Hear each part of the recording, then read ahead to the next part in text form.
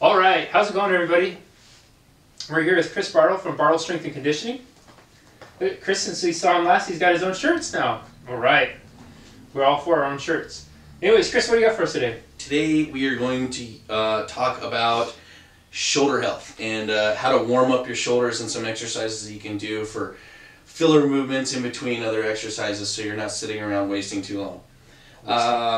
I brought two different size bands today. I'm going to come a little bit closer so you can kind of see.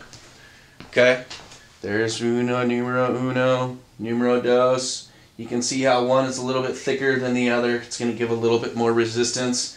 You can get these bands, EliteFTS.com. They're super cheap. You can buy them in bundles of 2. They range anywhere from $4 to about $10. They're super, super cheap, and they're going to be super, super critical. Okay, we're going to use both on Jesse today so we can really light his shoulders up.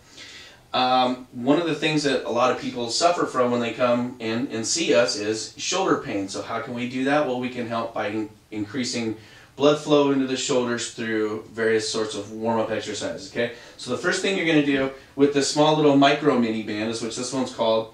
Okay, you're just going to start with your hands just outside, a little bit wider than shoulder width. Okay. Okay. This is called band pull apart. So all you're going to do is extend your arms all the way out until the band hits your chest, and then control it and come back into the starting position. So when you're doing these, the one thing that's super critical to remember is try to keep the band at the same level as your nipples. Okay? You don't want to really get up too much higher, too much lower, because then you're not activating the right muscles. On the back side, what you want to really concentrate on is trying to squeeze your shoulder blades back towards the spine. So if I were to put my fingers right here, I would tell Jesse to squeeze my fingers in between his shoulder blades. Okay, so that's cue number 1. Now when you let your hands come forward in front of you, let your shoulder blades really spread apart. Okay, if you can see Jesse's shirt, his shoulder blades came apart, and as he's pulling, his shoulder blades are now squeezing together. Okay. The other thing that you don't want to do is allow your trap muscles to elevate your shoulders. So go ahead and squeeze your traps and now do it. Now pull your hands apart. If you can see now, Jesse's shoulder blades can't move. His traps have inhibited him to use his shoulder blades in the right way. So how do we do that? We tell him it's called packing the shoulders, okay? So what I want you to do, Jesse, is when you bring your arms up, okay, before you pull, I want you to engage your lats by pulling down on your shoulders, okay? There we go. So I don't know if you guys saw that. It was a really movement. There's regular. Now pack the shoulders, pull them down. And if you have a training partner or a friend, have them come and poke your lats or put your finger right there. And now come all the way out again. Trying to keep the pressure on my finger and squeeze those shoulder blades together, and then relax the hands. Okay?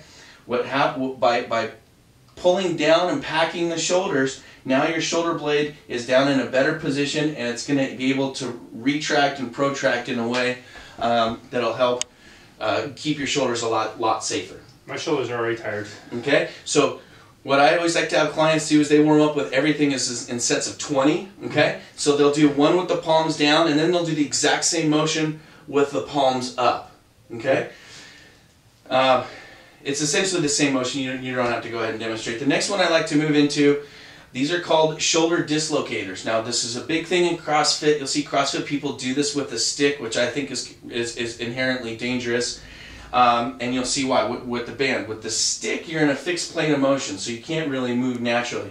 So all you're going to do is with the same thing with your hands, okay, you're going to come all the way up over your head, spread the band apart, and come down, and you'll end up with the band back in your lower lumbar spine.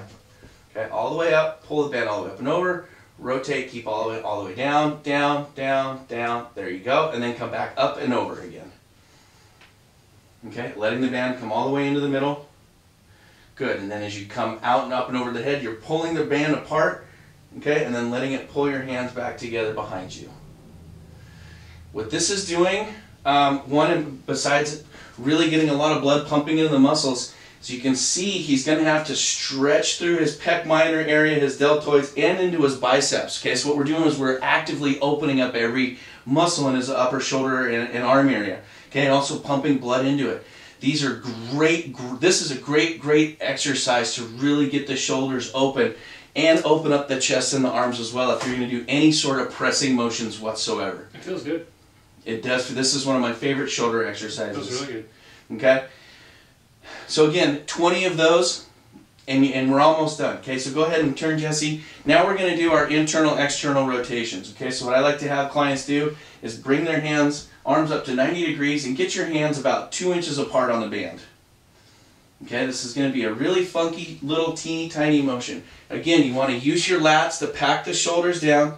Keep the elbows tucked right in your sides at 90 degrees. Okay, and then just spread the band apart as far as you can and then in. Okay, notice how I have my thumb on the side of Jesse's elbow. I'm not pressing in. It's just a cue for me as a trainer to tell him to keep his elbow tucked in onto his sides.